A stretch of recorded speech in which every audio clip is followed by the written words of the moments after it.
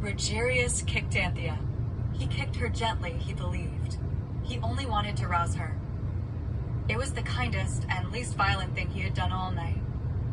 "Get up," he barked. "We are leaving." Anthea woke in defiance. Her gray-green eyes sprayed him with undying disgust. Impatient, Rugerius reached down and seized her. He hoisted Anthea to her feet in one quick and effortless motion. She was shocked by the speed at which it happened. The guards from outside the room had tailed Rugerius inside.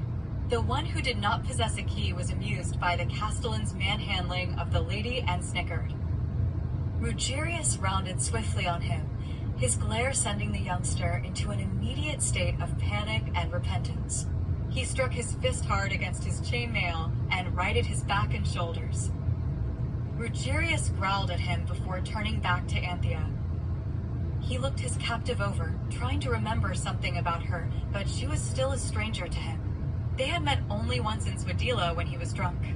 He could recall nothing, although the tales that had been told to him about that meeting sounded accurate. He completely misbehaved, and Anthea hated him for it. Anthea's dress hung loose from her shoulders. Rugerius noted blood on the garment. He grabbed her hands and examined her fingers. She had cuts. He wasn't the most attentive sort and had not noticed the blood before. Without turning to face the unsettled guards, he addressed them. How did this woman come by these injuries? Who came in here and did her harm? Terrified, the sentries shook their heads and in chorus answered, "No one, sir." Rugerius scratched at his beard as he contemplated the odds that the guards would lie to him. Anthea said nothing, although the hate in her eyes continued to attack him.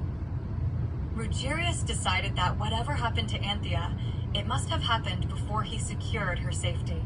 He released her hands and grabbed her suddenly by the waist.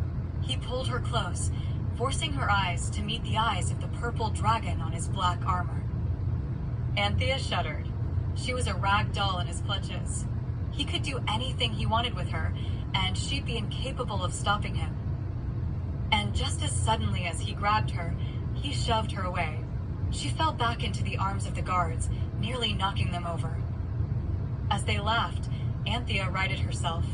She stood defiant, her arms crossed. "Walk out or be carried out," Rugerius ordered, pointing towards the door. "Your choice." Anthea huffed as she turned. She surveyed the damage to her apartment and focused momentarily on the broken cross and shattered loom. She considered retrieving her rosary from the box on the bureau, but decided against it. "I will die soon," she thought. "I will leave everything behind as Pero has." She even dropped the silk and kicked it aside. "Purity and truth have forsaken me. There is only God." Setting her back straight, curling her nose high in the air, Anthea flipped her hair and followed the guards out the door. They guided her into the hall and down the circular stairwell to the main floor. Rugerius marched close behind them. Anthea was determined to maintain an air of haughtiness, to not show any fear. That avowal was quickly tested. Once they reached the main floor, the godless atrocities besieged her. She had never witnessed such pillaging and looting. She had never seen such death and war. It was worse than she had imagined. The carnage was unspeakable. The smells were putrid. Bodies and parts of bodies were strewn everywhere. Disrobed, dishonored, disemboweled, left to rot, chopped, hacked, stripped, spoiled, shamed.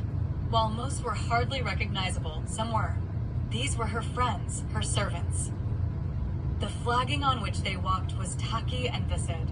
There were bloody secretions and unrecognizable puddles of goo that could not be avoided.